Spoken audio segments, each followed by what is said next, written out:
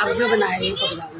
तो दोस्तों भटके डुबके हैं, देखो मजा आएगा। ये दाल है, ये देखो फेमस ब्लॉगर हमारे भटके डुबके के साथ आहा मजा आ गया, बहुत मजा आ गया सच में। इतना दिन बन गया आज तो। मतलब मेरे को 56 भोग दे दो और ये पहाड़ी डिश दे दो। मैं 56 भोग नहीं खाऊंगी, पहाड़ी डिश खाऊंगी। तो दोस्तों अब हम भी खाते हैं। और ये देखो यही ज्यादा हो गया। तो दगड़ियों, ये देखो आज हमें इतना सौभाग्य प्राप्त हुआ कि आज दीदी के साथ खाने का मजा आ गया। खाने का मौका मिला। दोस्तों पेट तो वैसे ही भरा था, पर डुबके देख के मजा आ गया।